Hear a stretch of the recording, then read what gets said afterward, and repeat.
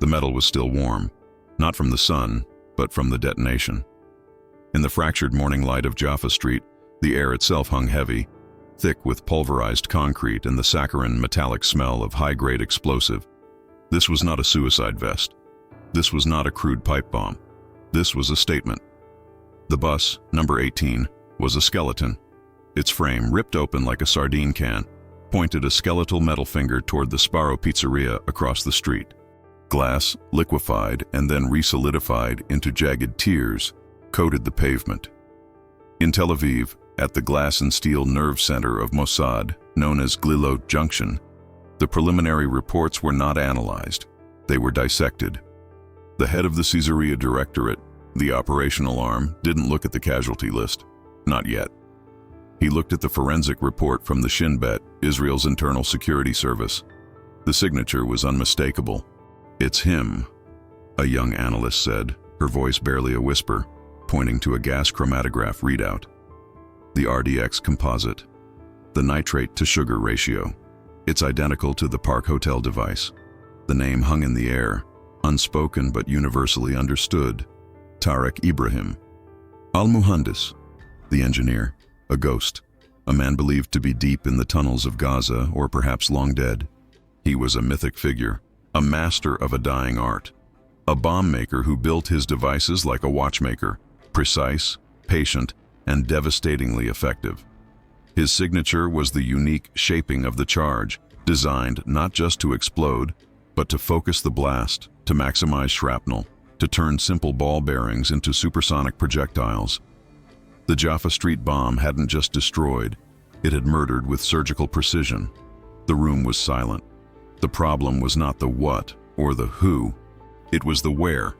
How had Tarek Ibrahim, a man on every kill list, managed to build and detonate a sophisticated IED in the heart of Jerusalem? The answer came 3 days later, not from an informant, but from a SIGINT, Signals Intelligence Unit burrowed deep within Unit 8200. It was a faint whisper, a digital ghost, a single heavily encrypted financial transaction, a small, seemingly insignificant donation to a Jordanian-based charitable fund for orphan relief. The transaction was routed through Cyprus, then Turkey, then to a bank in Amman. The amount was trivial, but the encryption key used to verify the transfer was a relic, an old Hamas cipher key that 8200 had cracked 5 years prior and had long since been decommission-autoed. It was a mistake, a moment of operational laziness from the financier, or perhaps a deliberate taunt. The signal was traced. The charity was a known front. The bank account was linked to a small electronics shop in the crowded, bustling heart of Amman, Jordan. The engineer was not in Gaza. He was in the capital of a nation with which Israel shared a 240-kilometer border and a cold peace. A new file was opened. The operation was codenamed Alley Cat. The first call was not to a general. It was to a Katza, a field officer. Yael, the cultural attaché at the Israeli embassy in Amman, received a single coded text message. "Your art exhibit has been approved for funding." The hunt had begun. Amman shimmered. From her balcony in the affluent Abdun neighborhood, Yael could see the entire city draped over its 7 hills, a sea of white limestone that caught the morning sun and threw it back in a blinding glare. Her cover was perfect. She was Yael Levy, a sharp, ambitious diplomat promoting cultural exchange. She hosted wine and cheese evenings, spoke flawless, lilting Arabic, a product of a childhood in Alexandria, a fact she never shared, and was a master of the polite, meaningless conversations that defined her world. Her real life happened in the shadows, in brief, coded encounters and whispered conversations. Her asset was Ziad. Ziad was not an ideologue. He was not a paid agent in the traditional sense. He was a man consumed by a quiet, simmering grief. Ziad was a mid-level logistics manager at a shipping warehouse near the Zarqa Free Zone. He was small, meticulous, and terrified. 3 years ago, his younger cousin, a truck driver, had been used as an unwitting mule. The truck, loaded with what he thought were medical supplies for the West Bank, had contained a precursor device built by Tarek Ibrahim. The device malfunctioned at the Allenby Bridge crossing. The resulting explosion was small, but the fire was not. His cousin was vaporized. Hamas had called it a martyrdom. Ziad called it murder. Yael had cultivated him for over a year, a long, patient game of sazan, or planting. She met him not in dark alleys, but in bright, noisy places. This time, it was a bustling cafe in Jabal Amman, the air thick with the smell of cardamom-infused coffee and nargileh smoke. She sat down, not opposite him, but at the table next to him, as if she were a stranger. She ordered a lemonade and opened a newspaper. "The heat is unbearable this season," Ziad said to the air, his knuckles white as he gripped his tiny coffee cup. He hadn't looked at her. "It is God's will," Yael replied, her eyes scanning the street. "But the shade of the fig tree is always a comfort." This was the countersign. Ziad's leg was bouncing. "They are moving things again. Not like before. Different." Yael remained still. The key to handling Ziad was to be his anchor. He was a man drowning in fear, and she was the only solid ground he knew. "What things, Ziad?" "Small things, electronics." He took a shaky breath. "But also, special items, from the pharmacist." He slid a folded piece of paper under his saucer without looking. "Ball bearings, not for machines. Too clean, too many. And wiring, specific gauge, like for a stereo, but not for a stereo." Yael's heart hammered, a slow, steady beat against her ribs. This was it. This was the signature in its infancy. The components. "The man who arranges it," Ziad whispered. "He is new. He is not Jordanian. He is quiet. He prays at the small mosque behind the souk, but he never speaks to anyone. He just watches." "Ziad," Yael said, her voice soft but laced with steel. "The paper. Is that the address?" "It is the address of the electronics shop, the one from the bank record you asked about." He swallowed. "And the name the pharmacist used?" "The one who buys the special items. He called him Al-Muhandis." "The engineer." Yael stood up, leaving her lemonade untouched. She dropped a few dinars on the table. "God give you strength, Ziad." "And you peace," he whispered back, his eyes fixed on the tabletop. Yael walked out into the blinding sun. She did not look back. She did not go straight to the embassy.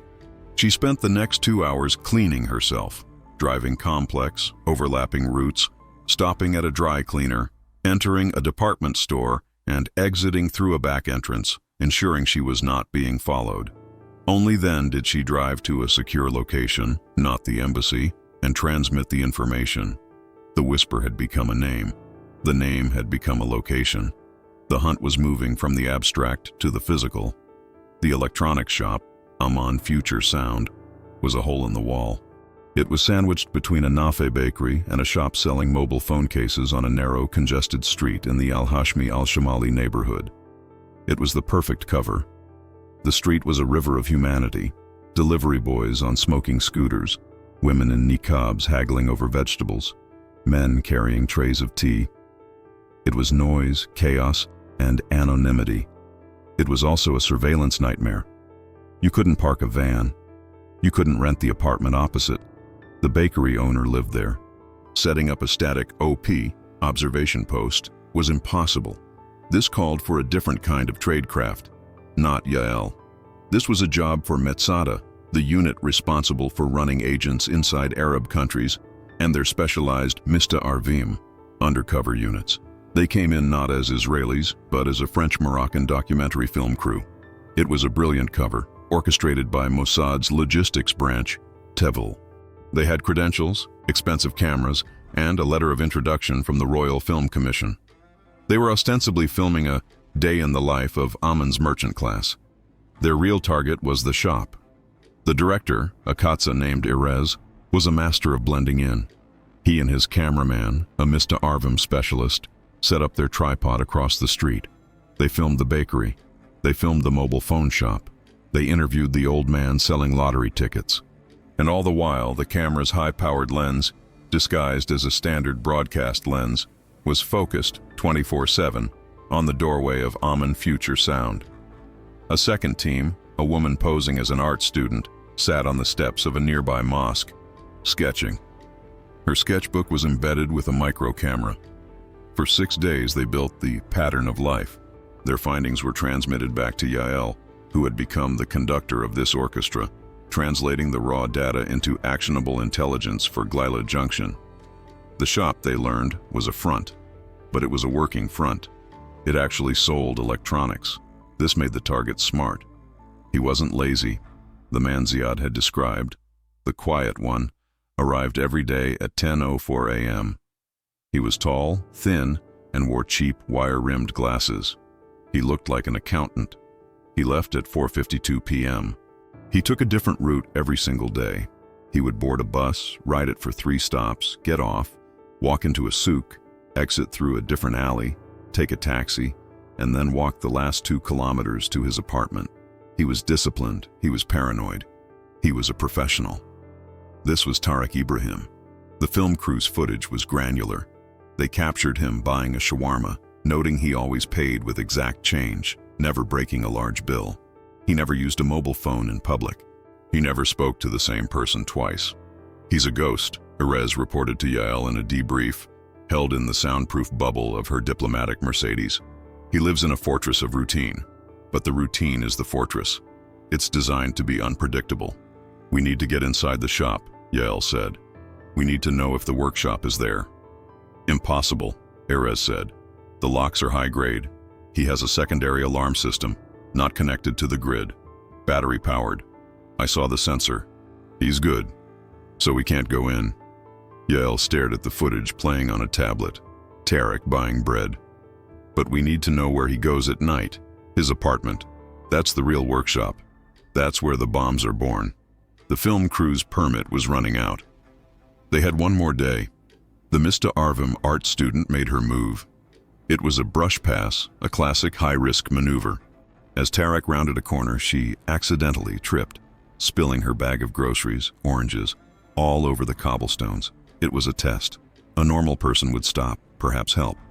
Tariq didn't break stride. He didn't flinch. He simply sidestepped the rolling oranges and continued walking, his pace unchanged. The art student, now on her knees, activated the tiny device in her hand, a pinger. As he passed, she aimed it at his ankle. A tiny magnetic GPS tracker, no bigger than a shirt button, leapt from a device in her palm and attached itself to the metal shank in his shoe. It was a 1 in 1,000 shot. She gathered her oranges, her heart pounding. The tracker was active. It had a 48-hour battery life. The hunt had just entered its most critical phase. The dot was beautiful. In Yael's temporary command post, a sterile leased apartment in a different neighborhood, rented under a false corporate identity, the dot on her laptop screen was a beacon of hope. It was 5 p.m. The dot, representing Tariq Ibrahim's left shoe, left Amman Future Sound. It began its dance. The Mista Arvim film crew was gone, their mission complete. Yael was now coordinating a floating box surveillance. 3 teams, 6 agents, all in separate cars, all communicating on a scrambled short-range network. They were Neviot, Mossad's elite surveillance drivers. They never got closer than 500 meters to the target. They simply followed the dot, handing off surveillance from one car to the next as the dot moved through the city. The dance was infuriating.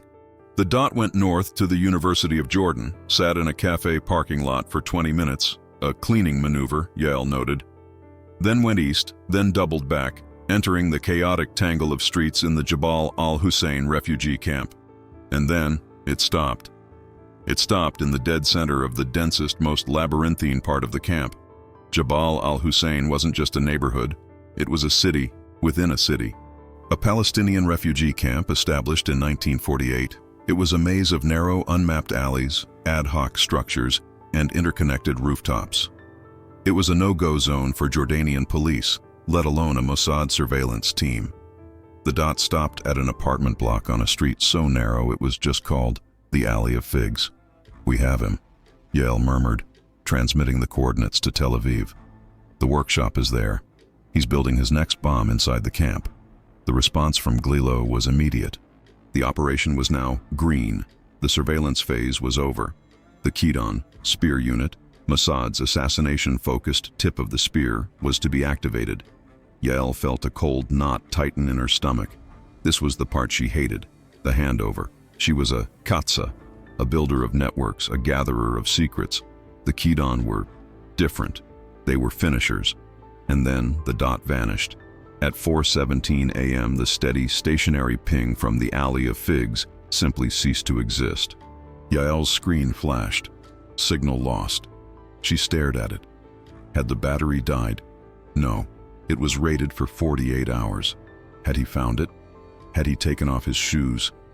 A cold dread, colder than the air-conditioned apartment, washed over her. She got on the secure line to Erez, who was at a hotel awaiting exfiltration. "Go," she ordered. "Go to the shop. Now, tell me what you see." Erez, still in his director cover, took a taxi. He arrived at Amman Future Sound at 5:30 a.m., just as the Nafe bakery next door was opening. He called Yael. "It's clean." "What do you mean clean?" "I mean clean," Erez said, his voice grim. "The shop is empty. The locks are on the door, but I can see through the window. No electronics, no desk, just dust." "He's gone, Yael." He evaporated. The brush pass, the oranges. It wasn't a test. It was a mistake. Tarek hadn't just sidestepped the art student. He had felt her. He had felt the pinger. He hadn't reacted. That was his discipline. But he knew. He had gone back to the shop, not to work, but to scrub it. He had gone to the camp, to his safe house, and then he had used the 48-hour battery life of the tracker against them. He had removed his shoe, left it in the apartment, and walked out in a different pair. He had used their own device as a beacon, a decoy, to buy himself a 48-hour head start. The operation was not green. It was dead. Yael sat in the sterile apartment, the empty map on her screen mocking her. She had just lost the most dangerous bomb maker in the Middle East. And worse, she had alerted him. She had burned the entire network. Ziad, the shop, the Mista Arvim cover. It was all gone. The engineer had hunted the hunters. The debrief with Tel Aviv was brutal. Yael sat in the secure bubble at the embassy, the encrypted video feed turning the faces of the directorate heads into cold digital masks. They were not pleased. An asset, Tarek, had been in the box, and she had let him slip. The Kidon team, which was already en route to a staging ground in Cyprus, was stood down. "He's deep," the head of Caesarea said. "He'll be in Syria or back in Gaza by now. The operation is compromised." "No," Yael said. It was a breach of protocol. She was a field officer. She didn't argue with the director. "Explain," the director said, his voice flat. "He's not compromised. He's careful. He cleaned the shop. He ditched the tracker. But he didn't run. He can't run." "Why?" "Because he's in the middle of a job," Yael said, leaning into the camera. The Jaffa Street bomb was a test, a proof of concept. He's building the real one. He's been acquiring components for weeks, from Ziad's warehouse, from the pharmacist. He's not going to abandon that. He's just moved. He's here, in Amman. I can feel it. A long silence. "You have 72 hours to reacquire," the director said. "After that, Caesarea is pulling you, and we are handing this over to the GID. The threat was clear. Handing it to the Jordanian General Intelligence Directorate, the Mukhabarat. That was not cooperation. It was defeat. It meant admitting Israel was running a hot operation on their soil. The diplomatic fallout would be catastrophic. Yael left the embassy. She had 72 hours to find a ghost who knew he was being haunted. She couldn't use tech. She couldn't use surveillance. She had to go back to the source. She had to go back to Ziad. This was the single most dangerous decision of the operation. Ziad was a one-time asset, a source of information. To recontact him after the operation had been blown was to potentially sign his death warrant. She found him at his warehouse. She didn't call. She simply appeared, waiting by his car at the end of his shift. When he saw her, his face went ashen. He started to shake. "You! What are you doing here? They will see you. You said... You promised..." Yael didn't flinch. She grabbed his arm, her grip surprisingly strong. "Get in the car, Ziad. Drive." She made him drive to the desert, east of the city, where the suburbs dissolved into rocky wasteland. She had him pull over by a rusted-out shell of an old bus. He's gone. Ziad was weeping now. The man from the shop. He's gone. It's over. You're done. He's not gone, Yael said, her voice a low, terrifying calm. He's just moved. She turned to him, the setting sun painting her face in shades of orange and red. You're a logistics man, Ziad. You know how these things work. He can't move the ball bearings, the wires, the chemicals. Not all at once. It's too risky. He would have to stage it. Ziad stared at her. What do you mean? He's not building a bomb in a day. He's building a kit. He acquires the components, stores them, and then, when he's ready, he moves them to the final workshop for assembly. He lost the shop. He lost the apartment in the camp.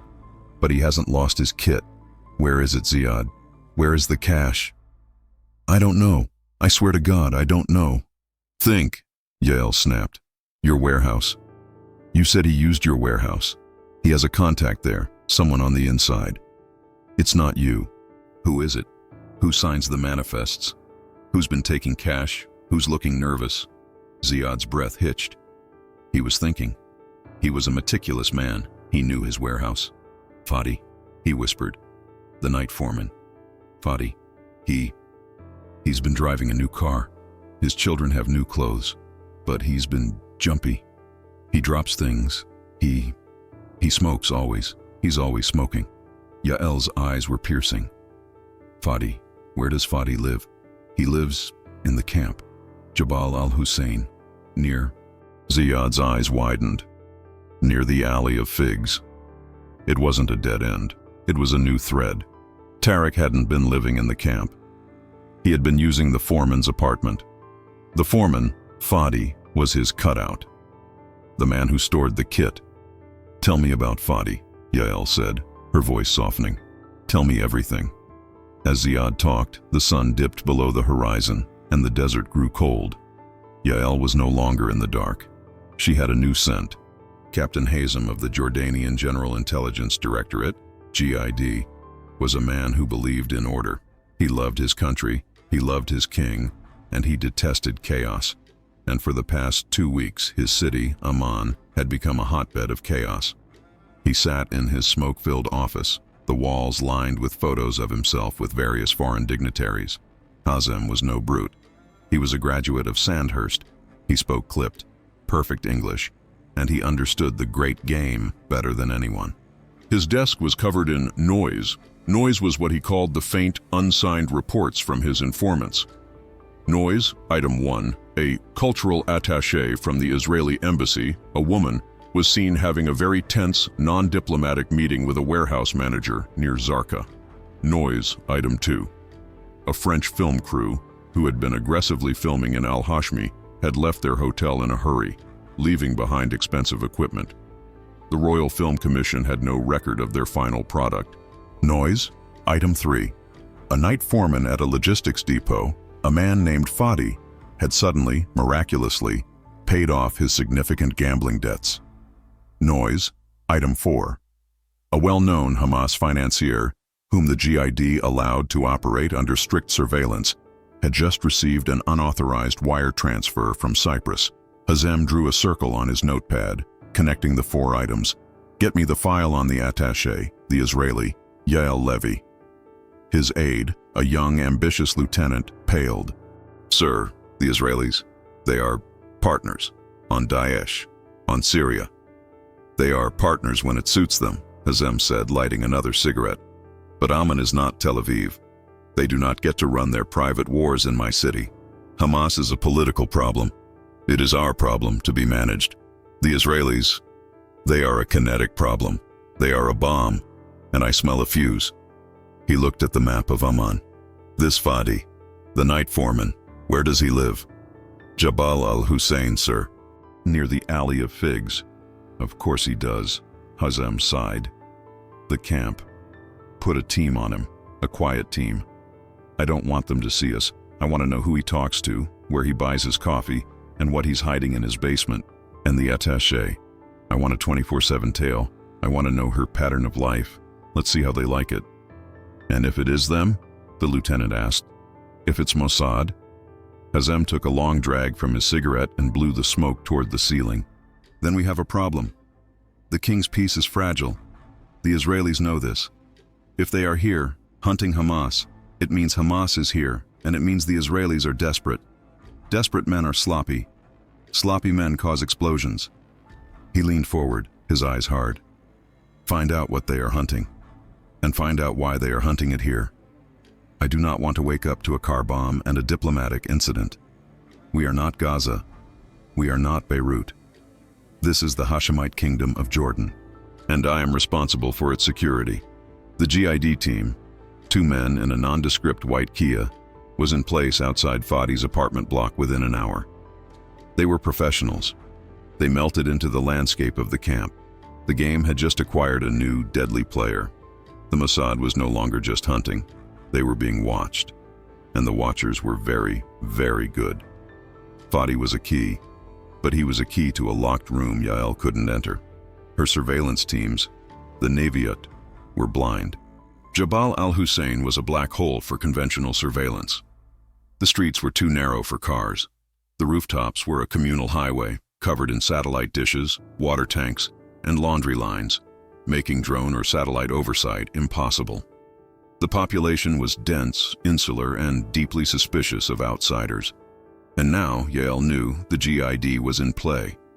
She had felt them. A car that stayed too long in her rearview mirror. A new gardener at the embassy who asked too many questions. Hazem was sniffing. If she sent her Mista Arvim team into the camp now, they wouldn't just be looking for Tarek, they'd be walking into a GID trap. We're blind, she reported to Glilo. I have a location, Fadi's apartment, but I can't get eyes on. I can't confirm Tarek is there. I can't confirm the kit is there. I am locked out. Stand by, the director replied. The line went silent for 10 minutes. Yael's world had shrunk to the secure communication room, a windowless bubble in the embassy basement. The director's voice returned. The operation is no longer Alley Cat. It is now Iron Spear. Your role is changing, Yael. You are no longer the hunter. You are the fixer. The Kaidan are wheels down in 24 hours. A jolt went through her. Sir, we don't have a target. We have a maybe. You can't send in the Kaidan to hunt a maybe. They are not hunting, the director said, his voice cold as the grave. They are being sent to a specific address. Your job is to confirm that address. You have 24 hours to get eyes on the target. You are authorized to use any and all assets. The line cut. Any and all assets. He meant Ziad. He meant burning him. Using him not as a source, but as a tool. Sending a terrified civilian into a refugee camp controlled by Hamas and watched by the GID. It was a death sentence. Yael walked for hours. She walked along Rainbow Street, trying to think. To find another way. There was no other way. They had reached the point in the operation where the cost was calculated, and Ziad's life had been weighed against the lives of the people on the next bus Tarek Ibrahim would blow up. She met him at the warehouse, a final terrible time. No, Ziad said, backing away from her. No, I told you about Fadi. I did my part. You're asking me to go into the camp, to his apartment? He knows me. I'm his boss. That's exactly why you're going, Yael said. She was no longer the compassionate handler. She was the Katsa. She was ice. You're his boss. You're worried about him. He's been erratic. You're going to his apartment to check on him. A welfare check. You're a good boss. He'll know, Ziad whispered, tears in his eyes. He'll know I'm a spy. He'll know you're his boss, Yael countered. She handed him a small metal object. It looked like an expensive cigarette lighter. You're going to go. You're going to talk to him. You're going to ask him if he's okay. And when you are inside, you are going to put this lighter on a metal surface. A refrigerator, a pipe, anything. What is it? It's a gift. For your service, Yael said. It was a high-frequency audio-visual pinger. The moment it was activated, a Neviot team parked on the edge of the camp would receive a 30-second burst of data, images and sound before the device burned itself out. And after, Ziad asked, his voice hollow, after you walk away, and you never see me again, a car will be waiting for you at the south end of the camp. It will take you to a house, you and your family. You'll be on a plane to Canada before sunrise. New names, new life, everything. It was the promise, the one all handlers make. Ziad looked at the lighter. He looked at Yael. He saw no escape. He was trapped between Hamas, Mossad, and the GID. God have mercy on my soul, he whispered. God is busy, Yael said.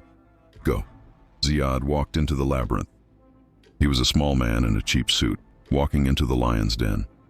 Yael sat in her car, blocks away, watching a single red light on her encrypted receiver, waiting for the ping. An hour passed. The sun began to set, and then it flashed. Green. The 30-second burst downloaded. Yael didn't watch it. She put the car in gear and drove to the rendezvous point. Ziad was there, leaning against a wall, vomiting. He got in the car. It was him, Ziad said, shivering. Fadi wasn't there. It was him, the engineer. He was working at the kitchen table. Wires, so many wires, and a vest. He was building a vest. Yael said nothing. She drove him to the safe house, handed him off to the exfiltration team. She had her confirmation. She drove back to her apartment, locked herself in, and finally played the 30-second file. The video was grainy, shot from pocket height. It showed Fadi's kitchen. It was no longer a kitchen. It was a workshop.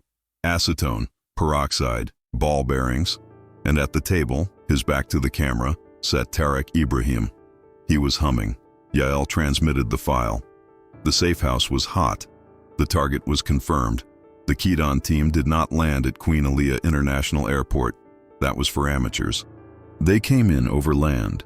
Amos, the team leader, arrived on a bus from Aqaba. He was a middle-aged archaeologist from Germany with a sunburnt face, a floppy hat, and a 2-day beard. He looked tired, bored, and completely harmless. Galia, the team's Sayan, local support and comms specialist, was already in country. She had been for 6 months posing as a graduate student at the University of Jordan, studying Bedouin migration patterns. She was fluent, embedded, and invisible. Ronan, the logistics and wetwork specialist, came in on a diplomatic passport. He was part of an EU trade delegation looking at water purification technology. He was all polished shoes and bad suits. Their weapons and equipment, of course, came separately.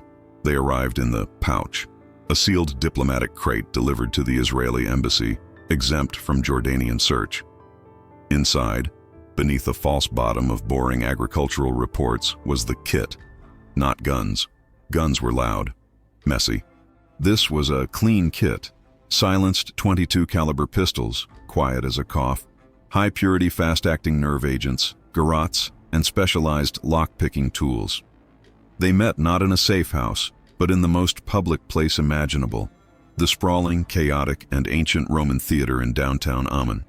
Yael was there, dressed as a tourist, a camera around her neck. Amos, the archaeologist, sat on the stone steps, sketching in a notepad. Galia, the student, was nearby, reading for a class. Ronan, the businessman, was complaining loudly in German-accented English about the heat. They never looked at each other. Yael sat down 2 rows behind Amos. She opened a bag of sunflower seeds. The target is confirmed at the primary location, she said quietly, in Hebrew. Jabal al-Hussein, Fadi's apartment, 4th floor, north-facing. Amos didn't turn. Infiltration? Rooftops, the buildings are connected. Ronan can map it. But there's a complication. Amos continued to sketch. Always. GD, they're on Fadi. They have a 2-man surveillance team in a white Kia at the east end of the alley. They're good, but they're static. They're not the problem then, Amos said. They're an audience. What's the real complication? The package, Yael said. The kit. Ziad, my asset, confirmed Tarek is working on a vest, a suicide vest. It's near complete. If you knock, alert him on entry, he detonates. He takes out you, the team, and half the apartment block. A heavy silence settled. The operation had just changed. This wasn't just an assassination. It was a bomb disposal. Amos tore the page from his sketchbook. It was a remarkably good drawing of the theater. The vest is the priority, not the target. The target is the vest, Amos. You can't separate them. Ronan, Amos said, still not looking at him. Ronan stopped complaining. The kit, the pouch. Did you bring item 7? Ronan nodded curtly. Always. Good. Amos stood up, stretching like a tired tourist. Galia, you are now Yael's shadow. You're her new comms. The GID is watching her. I want to know when Hazem sneezes. Ronan, you're with me. We're going shopping in the camp. He looked at Yael for the first time. His eyes were pale blue and utterly devoid of emotion. You did good, Yael. You got us the address. Now go back to your embassy. Go to your wine tastings. Your part is over. This is ours now. He walked away, blending into a crowd of Japanese tourists. Yael sat for a long time, the bag of sunflower seeds in her lap. Her hunt was over. The Kaidans had just begun. Jabal al-Hussein at night was a different world. The heat of the day was trapped in the concrete alleys radiating out. The air was thick with the smell of jasmine, diesel fumes, and frying onions. It was a world of shadows, and Amos and Ronan were masters of shadows. They moved not as soldiers, but as ghosts. Dressed in dark salwar kameez, the loose-fitting robes of local laborers, they were just two more faces in the crowd. They didn't go near the Alley of Figs. Not yet. For 48 hours they stalked. They became part of the camp. Ronan, the logistician, was a master of urban geography. He didn't just look at the building, he read it. He sat in a tea shop for 5 hours watching. He noted the electricity lines, unstable, probably wired to a neighbor. He noted the plumbing, external pipes, rusty, but a potential entry point. He noted the GID, the white Kia. They were lazy. They changed shifts at 6 a.m. and 6 p.m. They drank too much tea. They were watchers, not doers. Tourists, he muttered to Amos. Amos, meanwhile, was stalking the target. He wasn't looking at Tarek. He was looking at everything else. He was building a matrix of the man's life. He found the baker who sold Tarek his bread every morning at 5:30 a.m. He found the small boy Tarek paid to bring him a pack of cigarettes every evening. He found the rooftop water tank where Tarek went to smoke, alone, every night at 10 p.m. Amos didn't study the target's weaknesses. He studied his disciplines. The discipline he knew was the true weakness. A man who always checks the lock twice, who always takes a different route, who always smokes at 10 p.m., is a man who is a slave to his own paranoia. The 10 p.m. smoke, Amos said to Ronan, back in their rented flophouse room on the edge of the camp. That's the window. The door is the window, Ronan corrected him, pulling out a set of delicate spider-like tools. I've read the lock. It's a cheap, Chinese-made triple bolt. I can open it in 20 seconds. But the kit? Item 7, Amos said. Item 7, Ronan sighed. I hate Item 7, it's messy. Item 7 was not a weapon. It was a chemical, a specialized, fast-acting gaseous agent. Not lethal. A fast-acting knockout gas, heavier than air. It was designed to incapacitate instantly. The vest is the problem, Amos said. He's not stupid. He's working on a dead man's switch. The moment he's startled, his hand clenches, or unclenches, and it detonates. We can't shoot him. We can't touch him. He has to be asleep, instantly. The plan formed. It was elegant. It was terrifying. Phase 1. Galia, their comms specialist, would create a diversion for the GID. A small, anonymous tip about drug activity in the next alley over. Enough to pull the Kia away for 10, maybe 15 minutes. Phase 2. Yael, from her post, would monitor Hazem's GID network. The moment they moved, she would give the go. Phase 3. Ronan would approach the door, not the rooftop, the door. The 10 p.m. smoke was a misdirection. Tarek would be on the roof. Fadi, the foreman, would be inside, probably watching TV. Ronan would pick the lock. Phase 4. Amos and Ronan, wearing gas filters, would enter. They wouldn't throw Item 7. They would pump it, under the door of the kitchen. The heavy gas would flood the floor, rising slowly. It would take Fadi first. It would then rise to the table level, where Tarek's other project, a second vest perhaps, was. It would neutralize the electronics, the battery packs. Phase 5. Tarek, on the roof, would eventually come down. He would open the door to his apartment. and walk into a cloud of his own. "It's too complex," Ronan said. "Too many variables. The gas, the vest, the GID." "It's not complex," Amos said, cleaning his .22. "It's precise. We are not soldiers. We are surgeons, and the patient is on the table." He checked his watch. 9 p.m. Time to go to work. The air in the Alley of Figs was still. 9:54 p.m. In Yael's car, command post. She sat 5 blocks away, her car blending with the parked traffic. Galia was in the back seat, surrounded by a spiderweb of electronics. "GID net is quiet," Galia whispered. "They're bored. Hazem's shift leader is complaining about the Nafe being cold." "Call it," Yael ordered. Galia typed a command into a laptop. A disposable burner phone miles away sent a text message to the GID's anonymous tip line. "Drug deal, Alley of Olives, now, blue Toyota." Yael watched her own scanner. "We have chatter," Galia said, a smile in her voice. "The shift leader is angry. He's sending the Kia. They're moving." Yael keyed her own mic. "Iron 1, Iron 2. The tourists are gone. Your window is open. You are green to proceed." In the alley, Amos and Ronan. "Green," Amos repeated, his voice a flat tone in Ronan's earpiece. They were at the door, 4th floor. The building was silent, save for the distant sound of a soccer match on a tinny TV. 9:55 p.m. Ronan went to work. His tools were surgical. The cheap lock was an insult. Click. Shh. Thunk. The 3 bolts slid back. The door was open. They didn't enter. Ronan attached a small rubberized nozzle to the canister of item 7. He slid the nozzle under the door, into the apartment. 9:56 p.m. "Pumping," Ronan whispered. A faint, almost inaudible hiss. The gas, heavier than air, invisible, odorless, began to fill the apartment, starting at the floor. 9:57 p.m.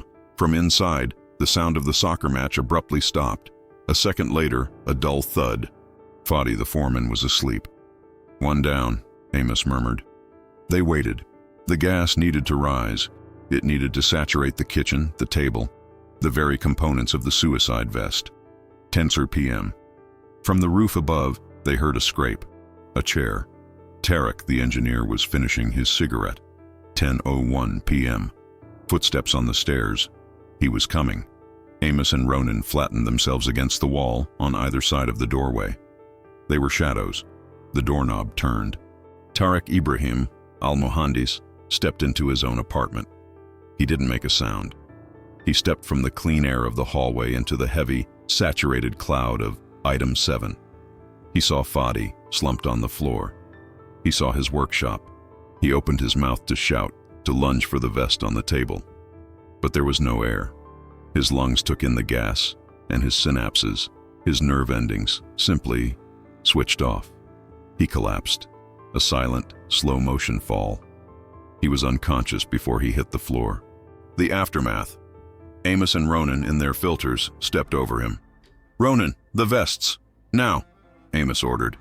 Ronan, the expert, was already at the kitchen table. He examined the vest Tarek had been working on. Dead man's switch, linked to his pulse. He's a genius, a real artist. He cut 2 wires. The device was inert.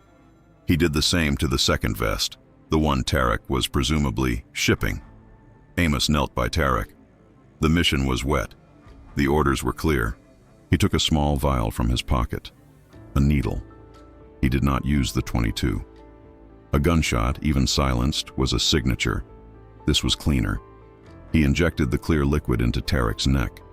A massive induced coronary. He would be dead in 60 seconds. He would appear to have died of a heart attack. A man who smoked, who lived in a stressful world. Plausible. "Package is secure," Amos said into his mic, meaning the vests. "Target is neutralized. We are black." They slipped out the door.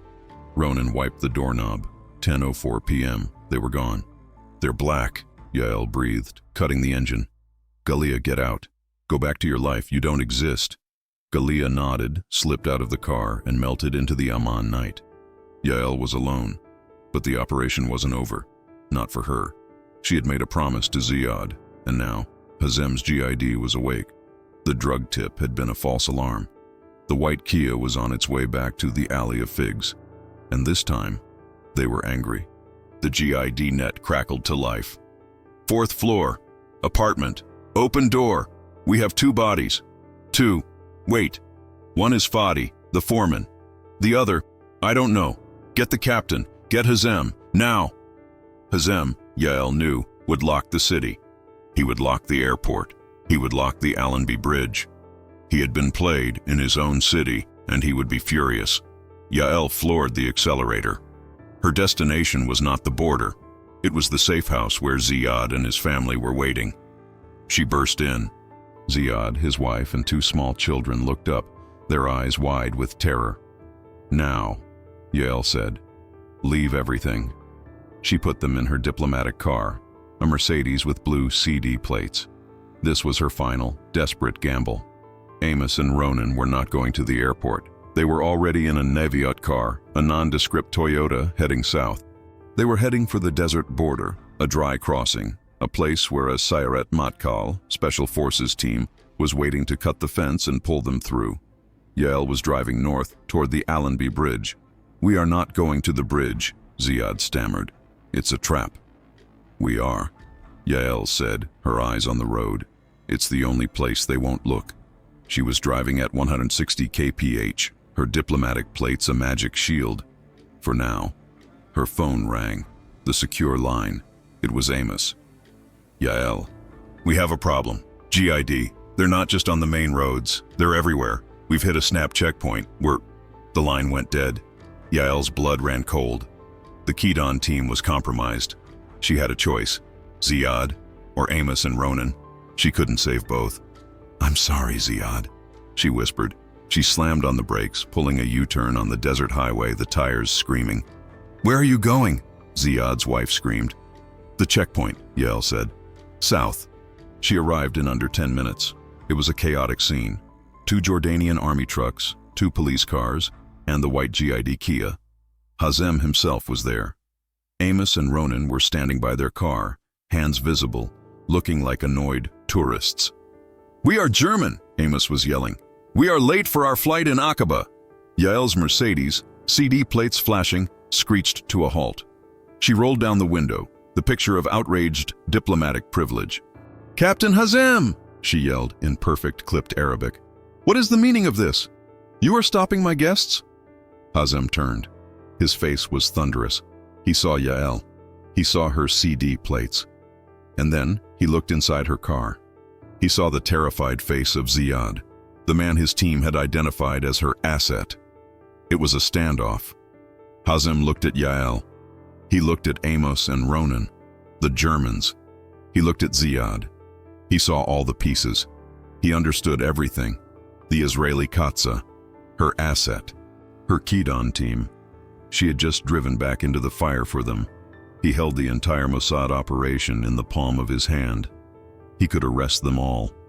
It would be an international incident, but he would be a hero. "Captain," Yael said, her voice dropping, no longer outraged but low and deadly serious. "There was a gas leak in Jabal al-Hussein, a terrible, terrible tragedy. A known terrorist and his unfortunate landlord. They died. It's a tragedy for Jordan. But the source of the leak has been neutralized." She was giving him the out. She was telling him, "The bomb maker is dead. Your city is safe. We did your job for you." Hazem stared at her. He saw the 2 small children in the back of her car. He was a man who believed in order. Tariq Ibrahim was chaos. Yael was a different kind of chaos, but she was a chaos that restored order. He took a long drag from his cigarette. He turned to the Germans. "Your passports are in order. You are free to go. Please, drive safely." He waved Amos and Ronan through. Then he walked to Yael's window. He leaned in, so only she could hear. "Get him," he said, nodding at Ziad. "And you, get out of my country. And if I ever see you at another diplomatic wine tasting, I will have you arrested for poisoning the king's peace." He tapped the roof of her car. "Go." Yael didn't wait. She drove fast to the Allenby Bridge. She didn't stop until she was on the Israeli-controlled side. Ziad and his family were whisked away by Shin Bet. They would be in Toronto within a week. The hunt, finally, was over. The alleys of Amman are quiet again. In Tel Aviv, at Glilo Junction, the Operation Iron Spear was classified as a strategic success. A master bomb maker was dead. 2 vests were off the street. A potential catastrophe had been averted. There were no parades, no medals. Just a quiet, coded congratulations in a secure file. Amos and Ronan were clean. They were back in Israel, debriefed, and already preparing for the next file, the next hunt. Ziad and his family now live in a suburb of Toronto. He manages a small logistics company. He speaks English with a new accent. He will never be truly safe. He will look over his shoulder for the rest of his life. But his children play in the snow and they are alive. That was the price of the promise. In Amman, Captain Hazem received a commendation. In the official report, Tariq Ibrahim and Fadi Al-Jamil died in an accidental explosion, resulting from a gas leak in their poorly maintained apartment. The case was closed. The GID had managed its Hamas problem. And Yael was back at her desk at the embassy. She was, as Hazem had demanded, out. She was reassigned to a new post. Her final act as cultural attaché was to oversee the opening of a Jordanian art exhibit. On her last night, she attended a reception at the Royal Palace. Across the crowded room, she saw Captain Hazem. He was in his dress uniform, talking to a French diplomat. Their eyes met. He did not smile. He did not frown. He simply held her gaze. And then, in a gesture so small no one else would see it, he raised his glass. A fractional millimeter-high toast. Yael nodded once. It was the unspoken language of the great game, the language of the cold peace. A city had been saved. An enemy had been eliminated. An asset had been rescued. Alliances had been strained to the breaking point, but had not broken. Mossad had hunted their man, not just through the alleys of Amman, but through the treacherous, unmapped alleys of geopolitics, of shared enemies and fragile partnerships. The hunt was a success, not because of the kill, but because the board, the fragile, dangerous board of the Middle East, had been reset and not overturned. The alleys were quiet, but the whispers remained, and new ghosts, Yael knew, were always waiting to be born.